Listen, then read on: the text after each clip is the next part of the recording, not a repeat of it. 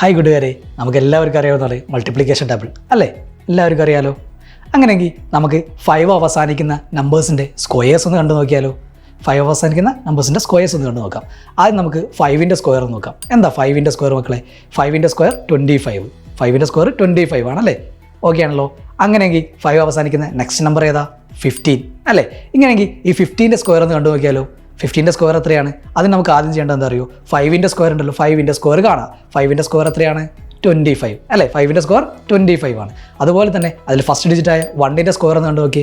1ൻ്റെ square എത്രയാണ്? 1 ആണ്. ഈ 1 സ്ക്വയറിൻ്റെ കൂടെ നമ്മുടെ ഫസ്റ്റ് ഡിജിറ്റായ 1 ഒന്ന് ആഡ് ചെയ്യുന്നു. അപ്പോൾ നമുക്ക് 2 എന്ന് ആൻസർ കിട്ടുന്നു. 25 ഓൾറെഡി നമ്മൾ കണ്ടെത്തിയിട്ടുണ്ട് അല്ലേ? 225 എത്രയാണ്? 225.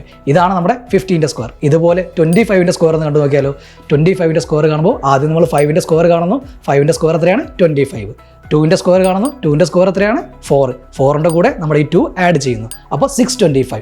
അങ്ങനെയെങ്കിൽ നമുക്ക് ഇതേ മെത്തേഡ് യൂസ് ചെയ്താണ് നിങ്ങൾ 35ൻ്റെ സ്ക്വയർ എന്ന് കണ്ടു നോക്കിയേ.